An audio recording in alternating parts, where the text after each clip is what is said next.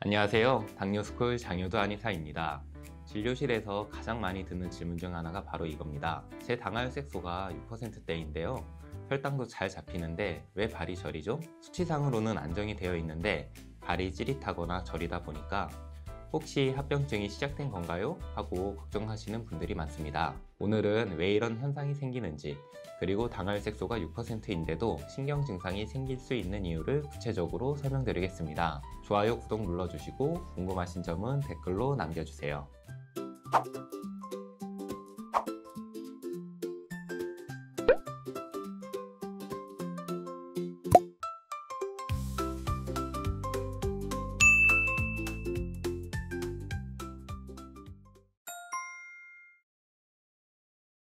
첫 번째, 혈당 수치만큼 중요한 것이 혈당의 변동폭입니다. 당할색소는 2~3개월간의 평균 혈당을 보여주는 지표이지만 혈당 변동폭은 반영하지 못합니다. 예를 들어 공복 혈당이 90, 식후 혈당이 240이라도 평균값만 계산하면 당할색소는 6%대로 나올 수 있습니다. 문제는 이런 혈당의 급격한 상승과 하강이 신경에 반복적인 산화 스트레스를 주고 신경세포의 미세혈류를 불안정하게 만들어서 손상을 가속화시킨다는 점입니다. 따라서 당하혈색소가 좋아도 식후혈당이 자주 200을 넘거나 저혈당이 자주 발생한다면 신경 손상은 여전히 진행 중일 수 있습니다. 이럴 때는 연속 혈당 측정기를 활용해서 혈당이 오르고 내리는 폭을 실제로 확인해 보는 것이 좋습니다. 식사, 운동, 수면, 스트레스에 따라 혈당 곡선이 얼마나 흔들리는지 알면 더 정밀하게 혈당을 안정화할 수 있습니다. 두 번째, 이미 손상된 신경은 바로 회복되지 않습니다. 당할색소가 6%대라는 것은 현재 혈당 조절이 잘 되고 있다는 뜻입니다. 하지만 신경 손상은 단기 수치가 아니라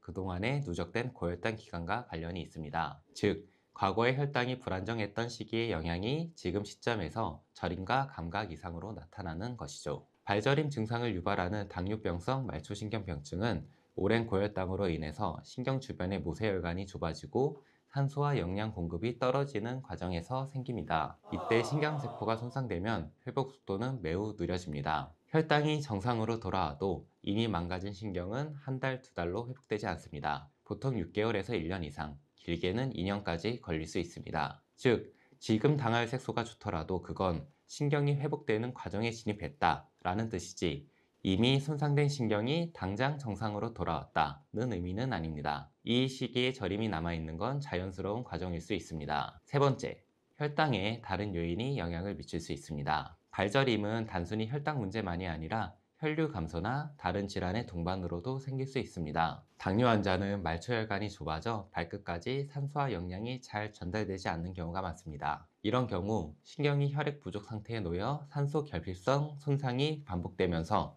저림이 심해지는데요. 이런 상황에서 고혈압이나 고지혈증이 있다면 손상이 더 심해집니다. 또 척추관 협착증이나 허리 디스크처럼 허리에서 내려오는 신경이 눌릴 때도 비슷한 양상의 발저림이 생길 수 있습니다. 만약 한쪽 다리만 유독 심하거나 허리 통증이 동반된다면 척추 문제도 함께 점검해야 합니다. 하지 정맥류가 있는 분들도 발이 무겁고 저린 경우가 많습니다. 다리가 쉽게 붓거나 종아리 혈관이 튀어나와 있으면서 발이 저리신 분들은 하지 정맥류가 있지는 않은지 진단받아 보셔야 합니다. 이처럼 발저림은 여러 원인으로 인해서 생길 수 있는 증상이기 때문에 정확한 원인을 구분해 치료해야 합니다.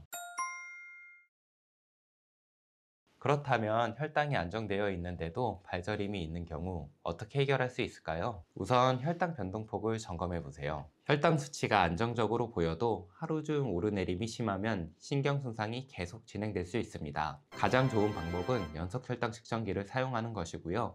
식후 1시간에서 2시간 혈당을 직접 재보는 것도 좋습니다. 식후 혈당이 200 이상으로 자주 오른다면 혈당 변동폭이 큰 상태일 수 있으므로 식사, 운동 등을 조정해야 할 수도 있습니다. 둘째, 당할색소 6%대를 꾸준히 유지하는 것이 중요합니다. 당할색소가 낮다는 것은 혈관과 신경에 가해지는 손상이 줄어든다는 의미이므로 시간이 지남에 따라 신경이 서서히 회복될 가능성이 높아집니다. 즉, 혈당이 안정된 기간이 길어질수록 저림이 완화될 확률도 커집니다. 셋째, 다른 질환이 있는지도 꼭 점검해야 합니다. 허리 디스크, 척추관 협착증, 하지 정맥류, 말초혈관 질환 등이 있으면 혈당이 안정되어도 발저림이 계속될 수 있습니다. 이런 경우 원인 질환을 함께 치료해야 증상이 줄어듭니다. 넷째, 한약 처방으로 신경 회복을 적극적으로 돕는 방법이 있습니다. 단순히 혈당만 낮추는 것이 아니라 손상된 신경 자체를 회복시키는 치료가 필요하기 때문입니다. 이 메타 분석 연구에서는 당뇨병성 말초신경병증 환자에게 한약 치료를 적용했을 때 일반 치료만 받은 환자에 비해서 신경 전도 속도가 개선되고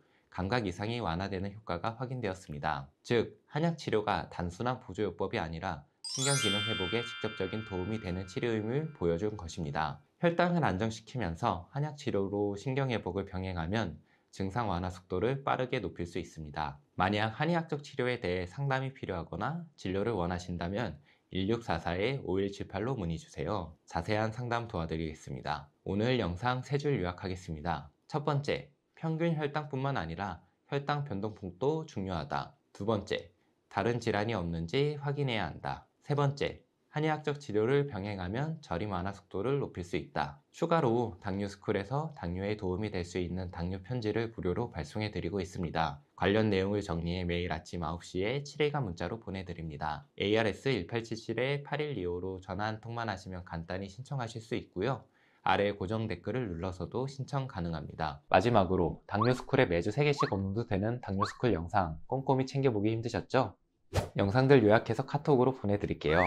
카카오톡에 당뇨스쿨이라고 검색해서 친구 추가해주세요. 주 3회 업로드되는 영상과 월별 최신 뉴스, 당뇨인을 위한 제품 및 할인 정보 등을 매주 카톡으로 받아보실 수 있습니다. 아래 고정 댓글 확인하시고 지금 바로 카톡 친구 추가해주세요. 감사합니다.